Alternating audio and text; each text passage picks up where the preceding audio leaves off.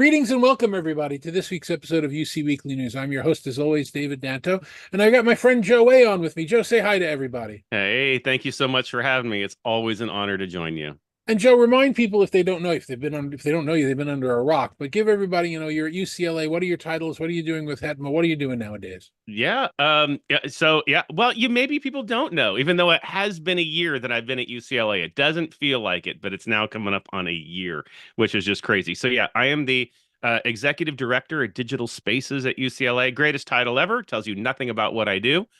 Basically, that just means that I oversee all of our spaces across the enterprise, whether they be classrooms, conference rooms, digital signage, our live event spaces, our conference buildings, all of our four campuses, et cetera, our virtual spaces and all of that. And there's probably a lot. Oh, our live streaming service. There's other stuff in there. So I oversee all the teams that do that across the enterprise, also winding up and working on the 28 Olympics that will be coming in a few years. So that'll be fun. And then also with Hetma, I am stepped down from the chair position, so it's fantastic. So I am now just co-founder, no longer just co-founder and chair, but still active and on the board and everything, of course. And so I get a great opportunity to just relax, sit back, let the organization take form on its own, and run our golf tournament we're doing in 4 weeks. So there we go. That's going to be a fun. There's my fun. I can do it for fun now. Awesome. That's terrific. So I know you want to sit back and relax, but I'm kind of not going to let you today because I'm putting quite a bit of weight on your shoulders. There have been a number of debates online, some things that I, brought up, some topics that I wanted, and a lot of people are saying they don't understand how the end user feels. So I'm making you represent all of the end users, I will mostly represent them all, mostly all of because them. you're willing to. There are a number of other people at some very large enterprises that said, geez, Dave, I'd really love to talk to you, but I can't get permission. So, and you know who you are. But I did want to have a chat with you. And you don't have to echo my opinions just because you're a guest on the show. Lord knows we're good friends and we disagree about many things anyway. Why don't we take these on one at a time and see how you feel? So the first question that I had was this concept of white labeling, which is if you're buying and you're responsible for choosing and buying a lot of AV products over the course of what you do in all the various entities you work with. And I think that buying a product from a company with a reputation is important. And I would think you would agree with that. You want to make sure you Yes. have a relationship with them, that they know what they're doing, whatever. There are companies out there now that are starting to make products that they don't have any skill set in. And in some cases, and we were talking before we started recording, who's manufacturing the components for them, and you have a trust factor there. But in many cases, especially companies that are using an ODM and just white labeling the product, they've had no say in how it's built. They went to this other company and said, "Make me a car, or make me a video conferencing bar, or make me a sound mixer," and they got it in, and they slapped their label on it and said, "Look, we now have a video bar," and from my end user days, that kind of stuff bothered me, but I'm not sure how you feel about that. What's your take on that space? Yeah, I got multiple thoughts on it. Like my first instinct is, okay, so what? Right? Because in the end, it's the company I'm buying it for who's responsible for it, whether it works or not, right? And if it goes south and it doesn't work, I'm going back to X big name that threw their name on it, not the company that made it somewhere in Shenzhen or something along those lines, right? I'm going to them. They're the ones responsible, and it's their reputation on the line to me if they want to keep me as a customer to make sure that's right.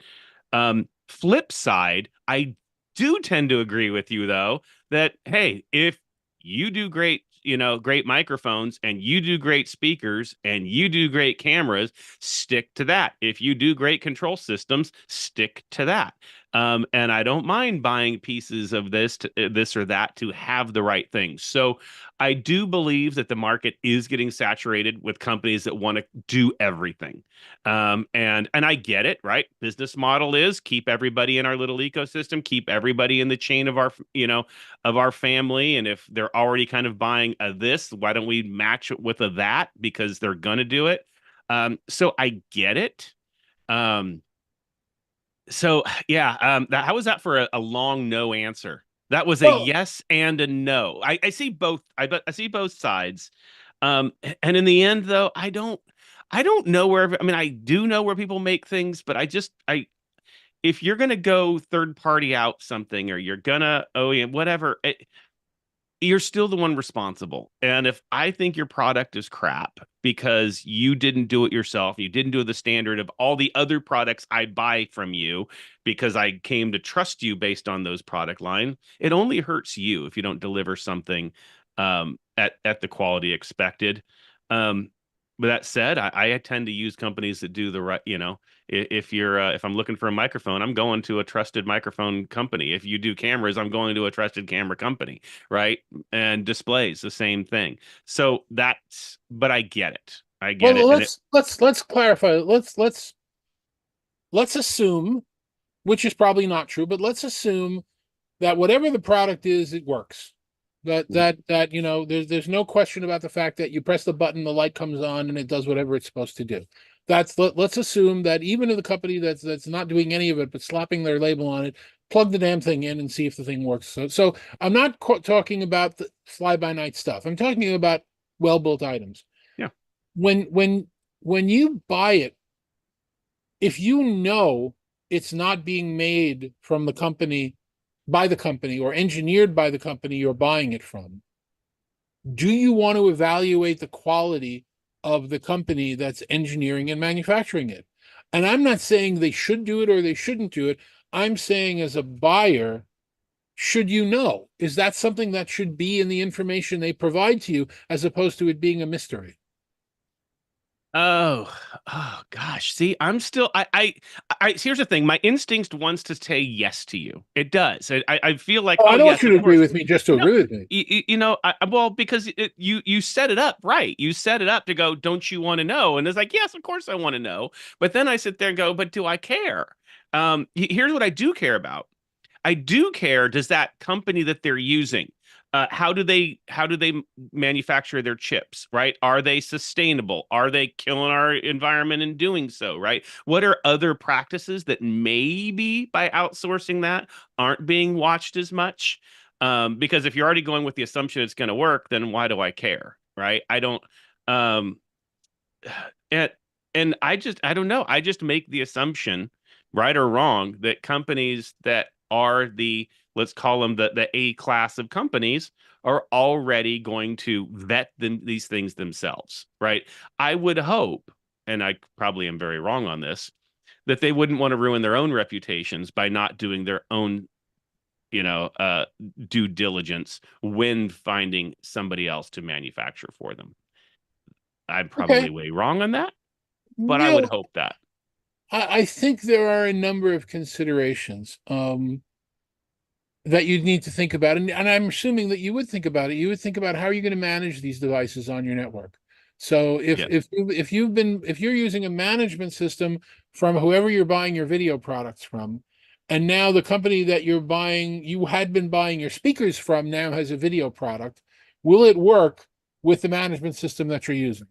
And if it doesn't, absolutely. so, but again, to me, it comes down to, if I'm buying one of something, I don't care. If I'm buying two of them, fine. It's going to be those two rooms. Let's see how they work over the next, year, 2 years. Let's see what the longevity is.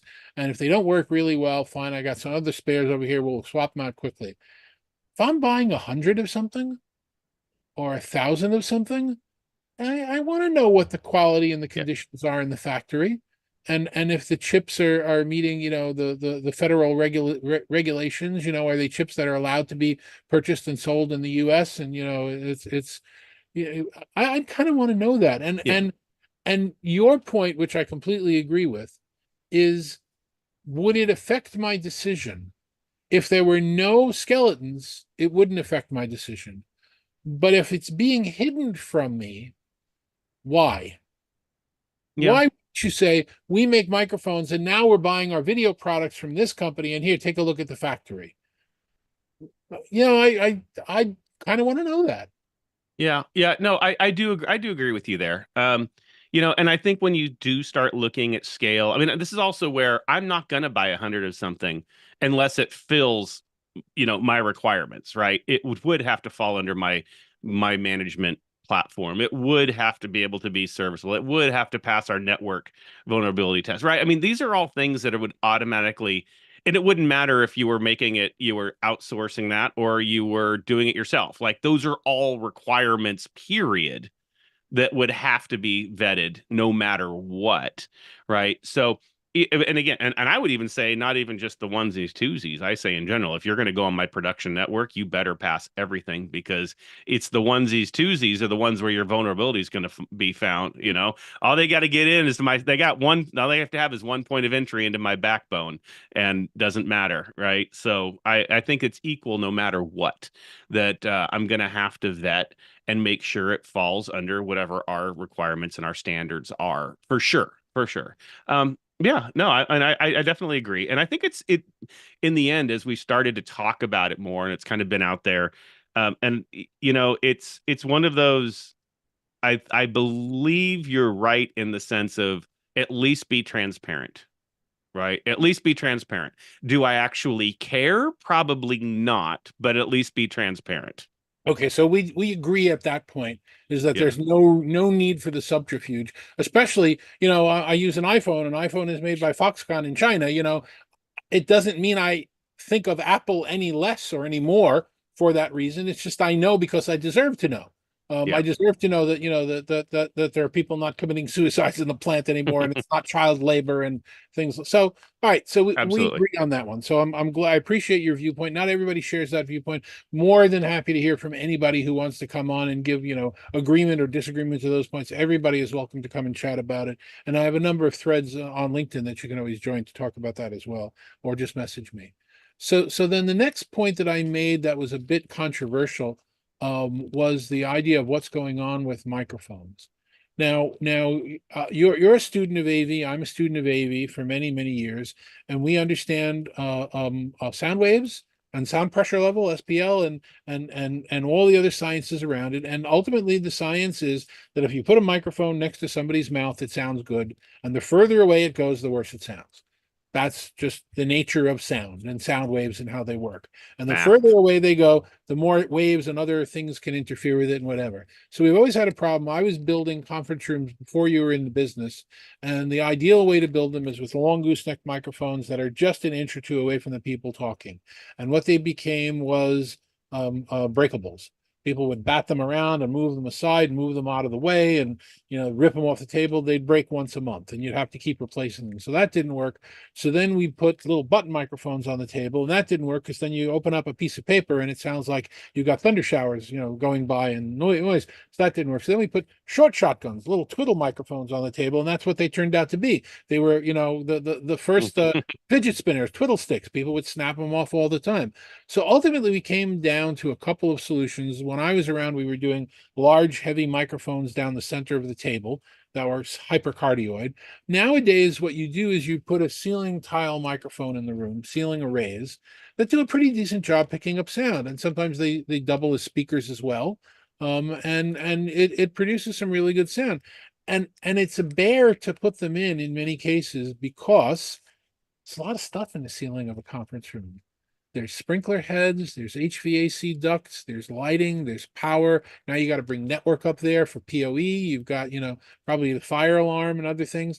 And what was happening was you were getting in the way of the architectural design of the room. It had to be very tightly coordinated. And I remember good friend of mine that does audio was telling me about how he went to one of the large banks, and the architect was telling him, "Oh, don't worry about it. We reserved a space for you in the back corner of the room ceiling called the tech zone, and that's where you put your microphone." And it's like, it doesn't work back there. It's got anyway.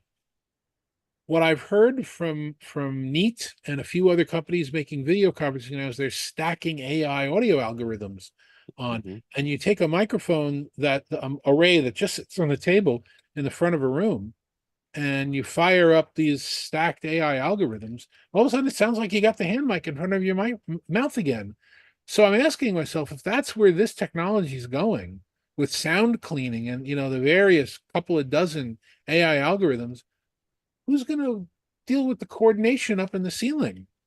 Ultimately, maybe I'm just going to put some in the front of the room and maybe on the side wall of the room and let AI clean it up, and I don't have to worry about the coordination. And a lot of people got offended by that. And one of the things that's interesting about AV, I wrote a paper, you'll see it come out in a little while, is we are so dramatically changing the technology on a constant basis, yet we're so resistant to change. We hate it when something new Mhm. happens. We want to stick with the old, myself included. So, having given that long speech, where are you on the concept of what's going on with AI and audio algorithms and ceiling microphones? Yeah, to me, it's the best thing that has happened to audio, especially in a classroom setup. All of them are out there. I mean, I can think all of the major players are doing incredibly good work. Incredibly good work. Every single time I test a new solution, it outperforms what I expect it to do. Um, and that just kudos to all the top players out there.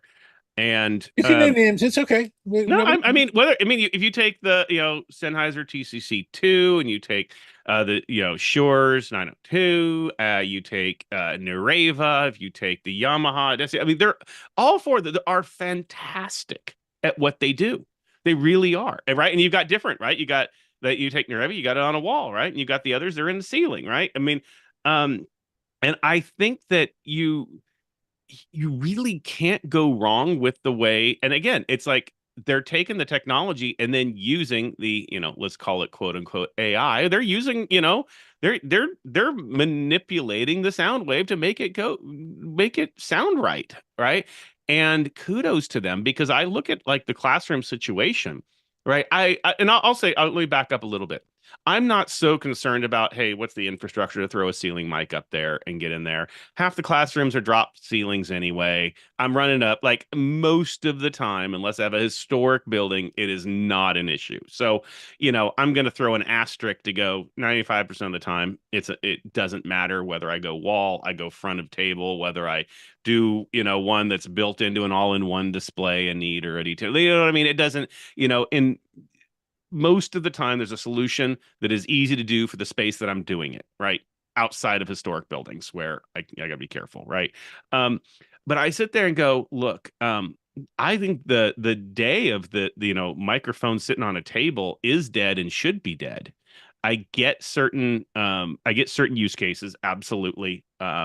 But I think the way that they have worked, and I've seen a lot of them where, when you are now able to do exclusion zones, right? And you can take the ruffling of a bag of potato chips opening up is now out, and you're not catching that.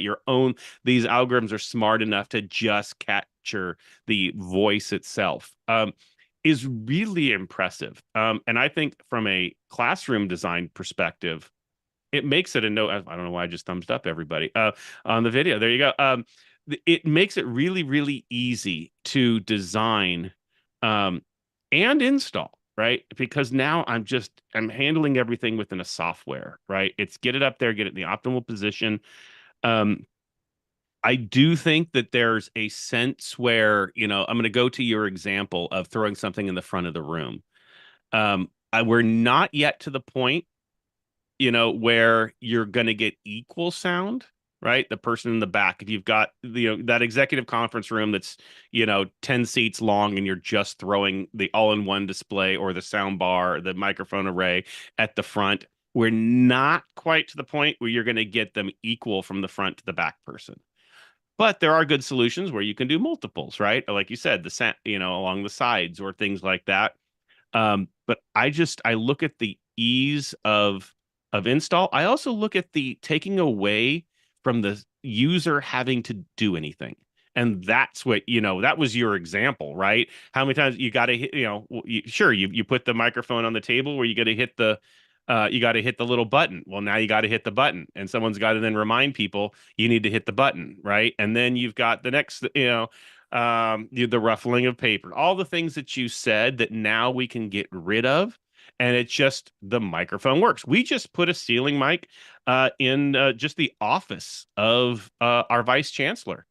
And because he was just saying he was having a hard time, he has an all-in-one display, but it just wasn't quite right because sometimes he moves to the table near the all-in-one display. Sometimes he takes the meeting back from his desk that's toward the back wall. One central ceiling microphone fixed all of that, and it's compliment after compliment that he gets, and that is really, and that to me is the best thing. That it just, I know I'm starting to talk in circles. I'm making your your really short question a very long answer. But Never yeah. criticize you for what you're saying. You know, your point of view is the reason why you're on here today, and that's certainly very appreciated. Um, I'm I'm thinking the only case that you're not accounting for, and I perfectly accept everything and agree with everything that you're saying.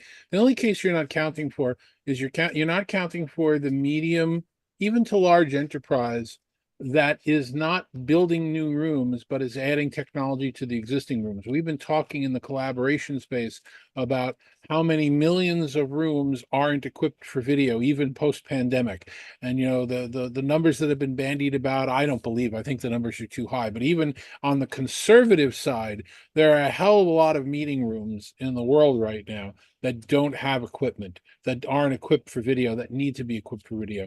And I'm just thinking that if the choice is hire an AV integrator, hire an electrician, hire a general contractor to deal with the ceiling tiles coming in and out, maybe having to bring in an HVAC person, you know, get around a duct, maybe a sprinkler. I don't know, the general contractor's world is there.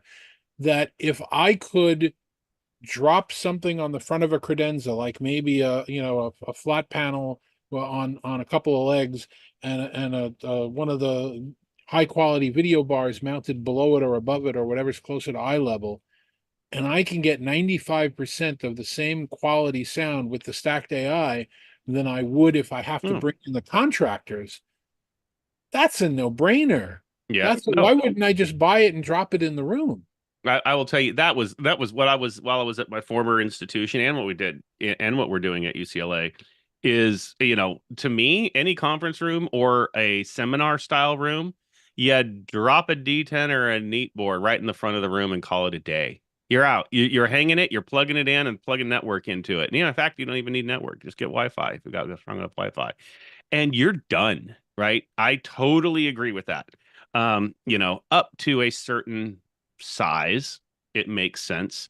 Um, and that, kind of what the magic number is. I mean, I think if you're talking 12, 14, anything lower than that it becomes a no-brainer. Well, You throw it in there, let's and think they're good. They're really good too. let's think about what we're saying now. And you know, there are some larger AV manufacturing component companies that now have a button that you press on their mixers that all of a sudden make the room sound right. You know, they do all that designing that used to bring in an acoustical engineer to do.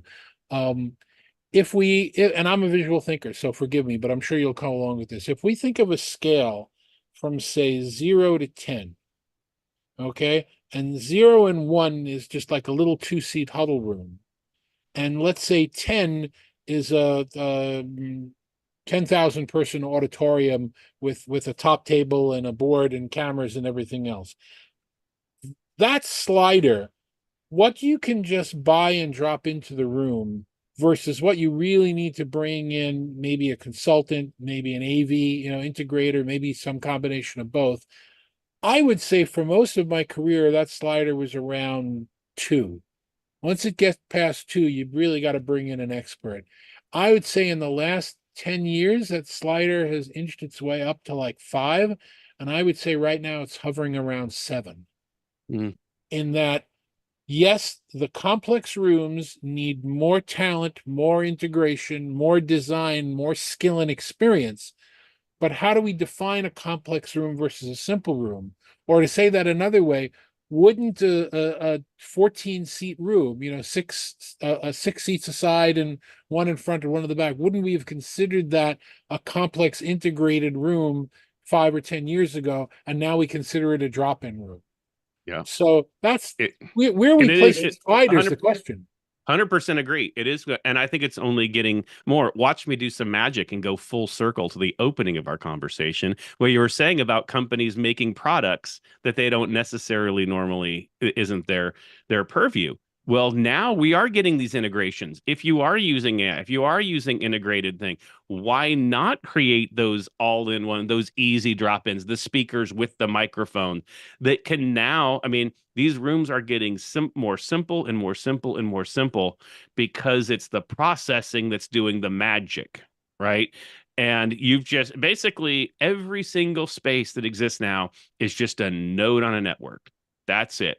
right? The mic's a node, the speaker's a node, the display's a node. That's it. And we are getting down to it being that simple. And if you can now just have someone, an internal facilities team, or someone walk in and go, "Hey, I just need you to get this and that drop ceiling. I need you to, to literally hang and bang this display on this wall." This like, or as you mentioned, we can get, direct view. I think we talked about this before we hit record, so I won't go too. I'm going to go full, sir. But you direct view LED, right? You easy piece some of these things together. That they weigh nothing nowadays. You don't even need real backing much anymore. You should safety, but I'm saying you almost don't, right? So I'm sitting here thinking it's only getting more and more to where the value of that actual integration team in the space, you're absolutely right, the slider is moving, but then that just adds I mean, now you have to think it's the back end, it's the programmer, it's the people who are configuring, it's the people bringing it onto the remote management system. How are you going to support that, right? You're just moving the needs to a different column, right? Doesn't mean that it's not there. You're just moving it to a different space, and that space might be someone who's sitting halfway across the world, right? Who's just Well, sitting at a desk managing I it, right? I spoke with Biamp in detail at, not to call out a vendor, but I might as well in this case. And there's nothing bad or good about it, but I spoke with them at Infocom, and they've got a button on their audio devices that sends out white noise, pink noise, whatever the spectrum is, to tune the room. The comment that I made to the gentleman from Biamp was, I'm sure most of the high-end audio designers and engineers and consultants hate that button, because that button is taking away work from them. They used to come in and do a room, and now they don't do it. Now you just hit a button and you're done. And his answer to me was, no, they love it, because what it does is it frees them up to work on the projects where they're really needed. And I Mm-hmm. thought that that was an interesting, perhaps naive, but an interesting perspective. I've always believed, going back to the days of sound structure, that there were five people who really understood how to program sound structure, and 100 companies selling it. So you do the math about how many qualified people there were really out there doing it. Good audio people are hard to find, but that's the world we live in right now. When I was working with the one of the new video bar devices that I was testing, in the middle of the night, it woke me up because it's timed to 2 or 3 a.m. in the morning to send out blasts of noise to make sure that the room is still equalized correctly. So, we are in that world now where these things are going to start taking care of themselves.